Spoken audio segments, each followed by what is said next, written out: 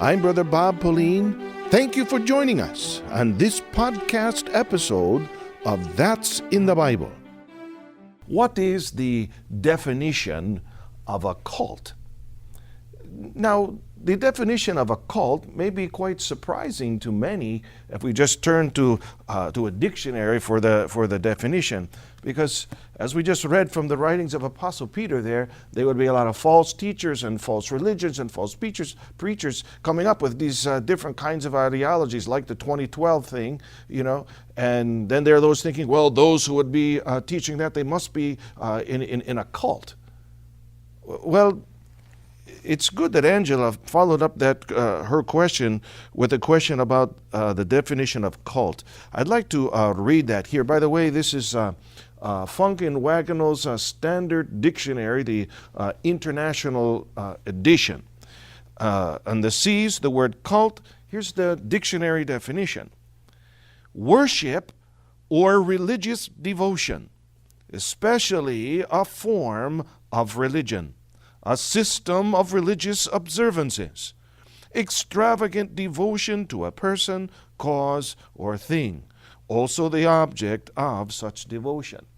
So in the second part of Angela's question, what is a cult? Well, it's religious devotion.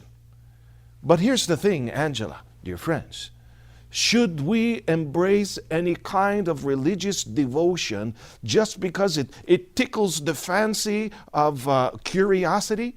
Should we just embrace because someone will stand in front of us and say 2012 will be the end of the world, or this event is going to happen, this, that? Anyone can say anything. Knowing that, what important counsel comes from the Lord? We turn to the Holy Bible, wherein the following is recorded in the writings of Apostle John. He wrote this in 1 John chapter 4, beginning in verse 1. Beloved, do not believe every spirit, but test the spirits, whether they are of God, because many false prophets have gone out into the world. The instruction, dear friends, put them to the test. They can stand and say anything and everything, in as much as that's precisely what they do. The Lord said in the Holy Bible, don't just believe them all. Don't just swallow hook, line, and sinker, as the saying goes, every pronouncement that just any teacher or preacher would say. He said, put it to the test.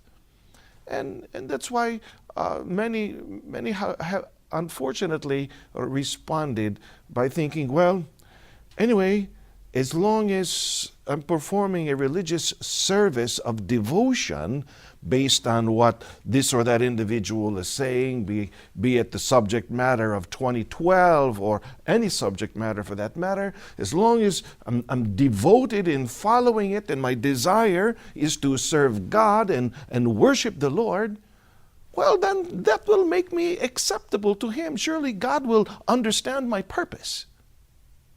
Dear friends, Jesus made an important pronouncement about that.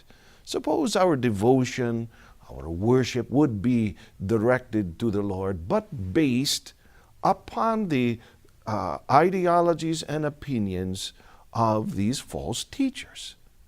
Again, we simply have to turn to the Holy Bible. This time, the words of Jesus recorded here in Matthew 15:9 says, "And in vain they worship me, teaching as doctrines the commandments of men."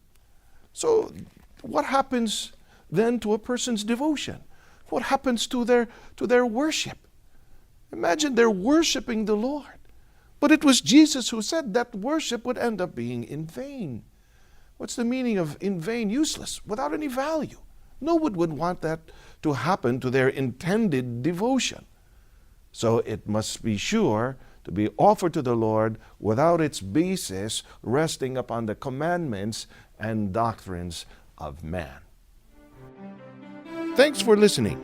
I'm Brother Bob Pauline, and we hope you join us next time on That's in the Bible.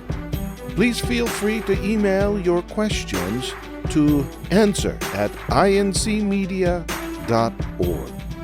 For more programming of the Iglesia ni Cristo Church of Christ.